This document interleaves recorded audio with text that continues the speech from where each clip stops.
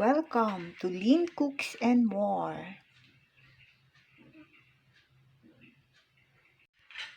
In this video, I'm going to cook pancit bihon or rice noodles a la pad thai. But I'm not going to use broad noodles. I'm going to use the small ones.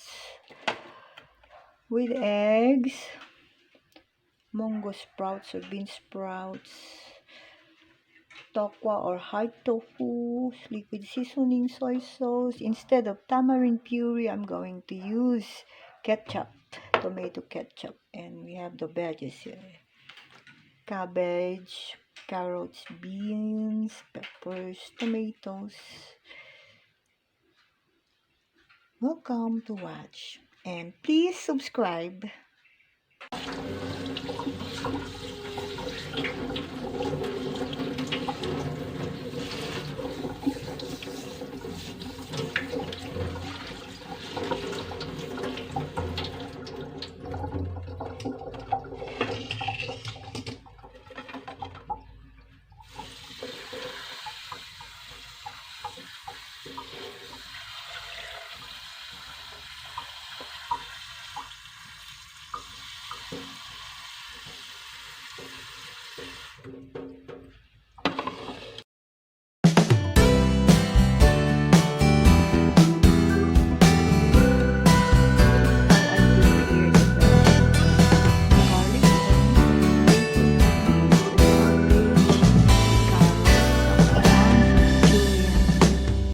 Peppers, julienne, and then the bean sprouts.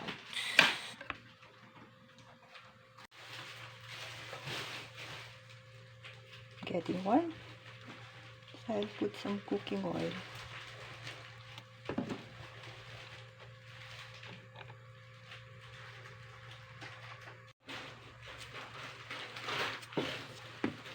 Beat this a little.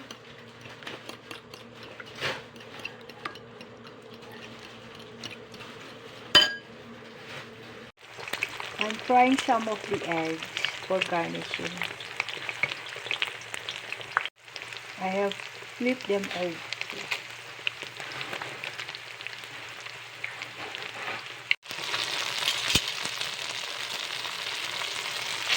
Turn over the tokwa or hard tofu.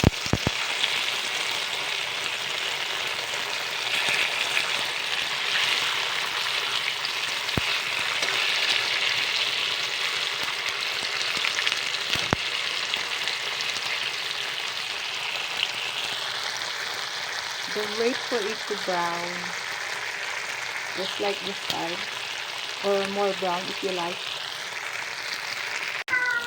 Alright, this is brown enough for me. I take it out from the pan and then set it aside. I'll cut them up later.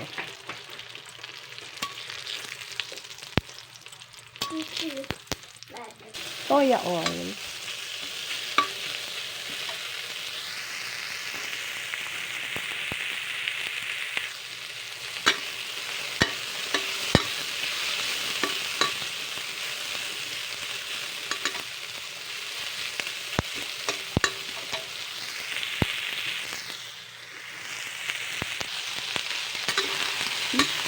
I put all the other veggies except for the bean sprouts.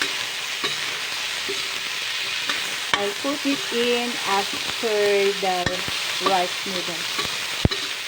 I will put in the ketchup, the soy sauce, and other ingredients. I'll put the fire on medium.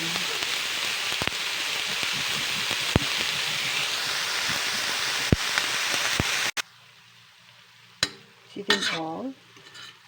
The soy sauce, the oyster sauce, the ketchup, the liquid seasoning,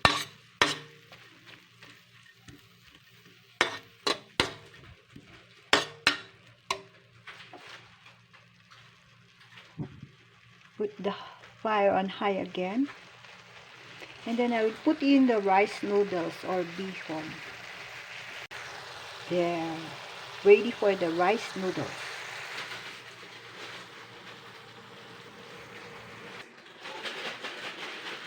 Time to slice the tofu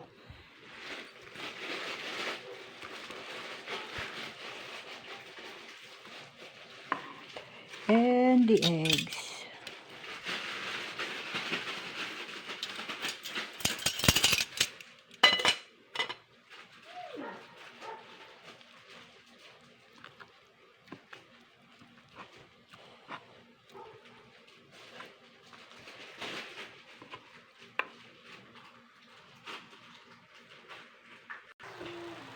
Now we stir fry this.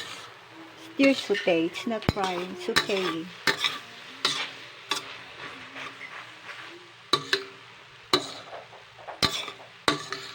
Do you think the color is just right for you? Too dark or too light? That's up to you. You just add more soy sauce if you want it dark. To me, this is alright.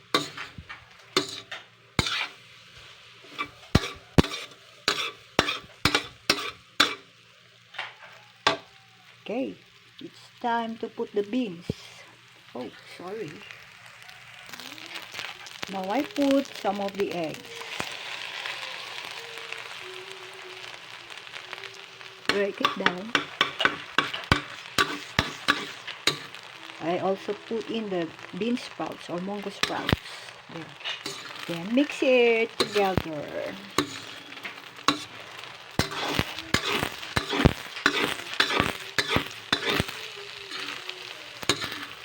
Before the egg is totally cooked. I think I put in 2 little eggs this time.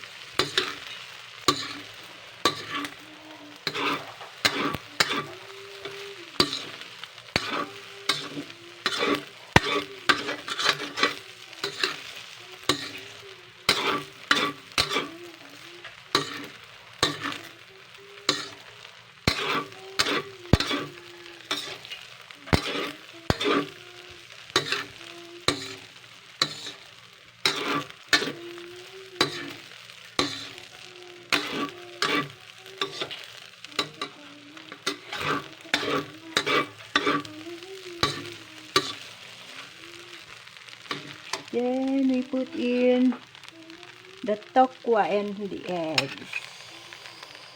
Like that.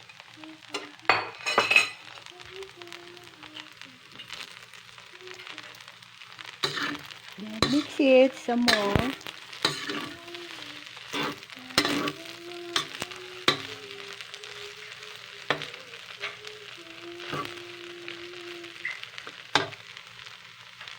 I'll just let go of the camera, okay, so I can mix it proper.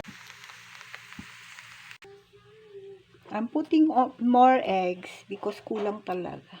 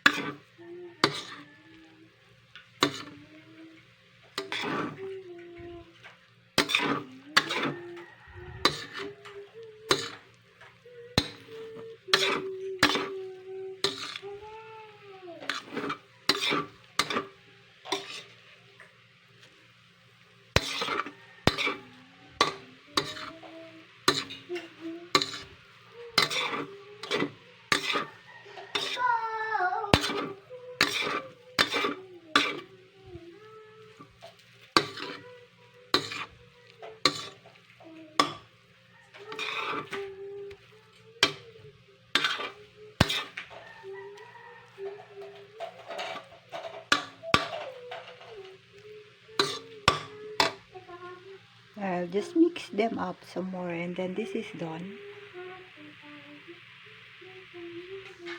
Alright. This is done. This is finished. This is ready to serve. Thank you for watching. Subscribe please. See you next time in my next video.